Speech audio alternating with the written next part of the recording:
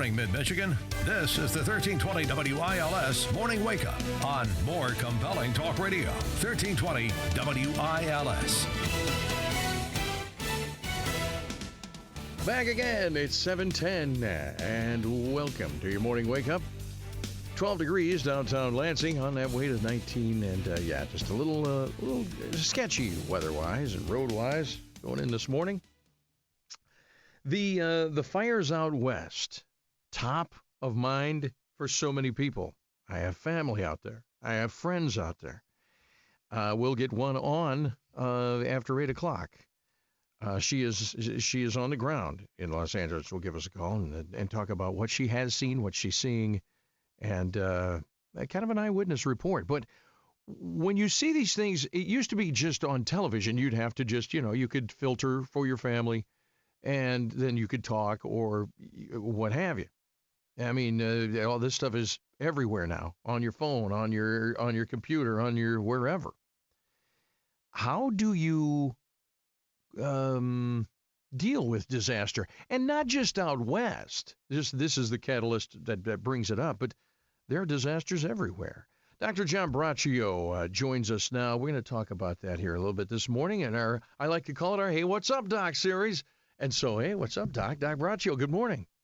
Well, good morning, Mike. And really, natural disasters are obviously catastrophic for those who lose their homes, their businesses, their livelihoods, and even the lives of close family members and friends. And for days, those not losing their properties or not at risk of losing them have been watching hour by hour on television as parts of California really are burning to the ground with really apocalyptic-like blazing fires. It literally looks like images of what we have in our minds of what hell would be like. To see the Pacific Palisades with such destruction and it's really an overwhelmingly painful sight for any person with a heart. Same is true along kind of the fabled Pacific Coast Highway, where you have just whole areas burned out. Now, my point here is really not to claim that those who have not experienced the devastation emotionally and physically to lives of losing their homes can experience the same psychological devastation. I'm not doing that, Mike. But my point is that when you see on TV every day all these burnings, these fires, this destruction, the emotional pain people are in, such as currently going on in California, and we've seen with other natural disasters. But for them, we certainly want to have compassion and supportive feelings, for them, because there are many owners of these homes, many of which are very expensive, but they're owned many by middle class people who just own these homes for many, many years. I always say when I lived in California, you could buy a house in Manhattan Beach, California, on the ocean for $50,000-$60,000 back in the mid-'60s. Well, those days are long gone. But if your whole equity and your whole future is in the home that you own and it's burned down, and unfortunately, in many cases, insurance was either too expensive for people or they weren't able to get it because the insurance companies weren't offering it, that could really leave you in a big bind. And again, we try to be sensitive to people in terms of what's going on. So when you see these things happen, it can, psychologically, it can be a really tough thing. And it does really, for many persons, kind of give them a wake-up call to life. Boy, this could happen to me. There go I, but, luck, that type thing. And so it is really important to sort out who we are. If we have a spiritual point of view, we can talk about praying. From a secular point of view, we can donate something. We can be, either individually or through groups, because there's people really trying to be, helping out. So, but the main concern I have as a psychologist that people don't get so emotionally involved watching all these things that they develop anxiety, depression, and even post-traumatic stress disorder. And you can actually pick up, develop post-traumatic stress disorder by watching all this stuff. Really? Because yes, you can internalize it. You can be watching it. You can see all the suffering. You can see the interviews with people see people sitting in what was a home, and they're just sitting there crying or really devastated by everything. So it can overwhelm a person emotionally. So you want to be sensitive. You want to be tuned in. You want to realize that this could happen to you. These folks a week ago living in Pacific Palisades and other parts of LA, they were just living their lives just like we're living our lives, and all of a sudden, poof, the Santa Ana winds come in. All of a sudden, these fires start, kindling wood in terms of no rain or anything, the vegetation in those areas, and your house is gone. So you want to be tuned in. You want to care. But if you get to the point that watching too much of this does start bringing on the really poor mental health in terms, like I say, high anxiety, high depression, PTSD, and just agitation and problems functioning, then it's time to really turn off the TV, try to just work on yourself in terms of not allowing this to overwhelm you, because there are people that this overwhelms. I've talked to people myself that are so upset about this. I'm upset. I mean, I know the area well. I have friends, fortunately, that are not in that particular zone where this is going on. Right. So I just think we want to try to, if we're looking and we're learning and we're being empathetic, good. But if it becomes overwhelming, we do have to kind of turn off the TV and try to focus on other things. And that is happening to just a lot of people right now, Mike. And we hope that and pray, whatever our method is, these folks are going to get over this and move on. But it's going to be a tough road for a lot of people, because even if you have good insurance and you can rebuild, it could take a year or two, and your whole community is gone. So pretty devastating type stuff. And we just want to be tuned in for ourselves in terms of recognizing that how critical, how difficult this is for them, but don't get to the point that we start not functioning ourselves from a mental health perspective. And there are really a lot of people that are getting overwhelmed right now emotionally by all this.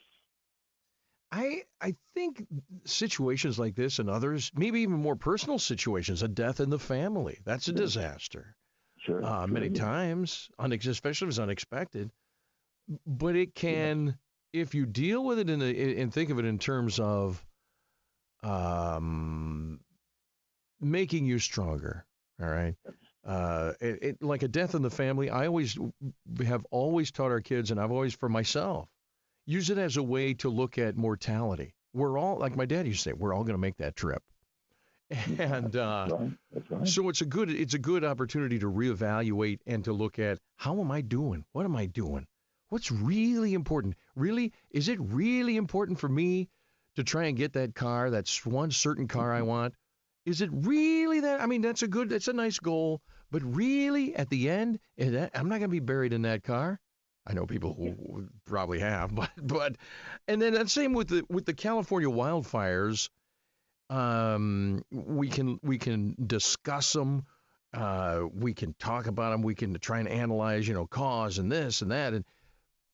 But action is what gets us through. And then we can start to think, gosh, are we prepared here? I just had a bit yesterday. We were talking about keeping your financial statements, wills, pictures of your house on a thumb drive. Keep it all in a case that you can take with you, because it may not be a huge, giant wildfire, but your house could catch fire, and that's a disaster. It's how you deal with it. It's how you think of it. You have to frame it, don't you? Absolutely, that's true. I mean, when something like this happens, we look for our own purpose in life. What is my purpose? What is my life? And like you say, you do want to have anything ready if something happens to your home. Anything could happen to your home. You really don't know. You want to make sure you have photos. If you can get the things that are really important to you out of the house and use it as a learning experience. But again, in developing empathy more in yourself, I think when we look at disasters and we look at difficulties people are having, like was having right now, just as an example, the California situation, it can make us more tuned into ourselves. Who am I? Where am I going? And really, like you say, be aware of mortality. Because Really, anything can happen to a person. You could all of a sudden find tomorrow you have something that's going to shorten your life on Earth. That could be something. And like you say, when someone dies, it can be very, very difficult for people.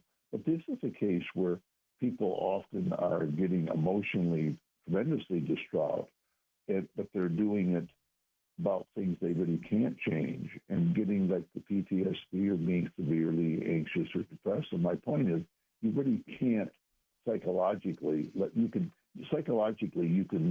use this as a learning experience to develop empathy, understanding, look for your purpose in life, realizing mortality, realizing that life, these are really things, not the most important emotional things to us, such as friendships and relationships.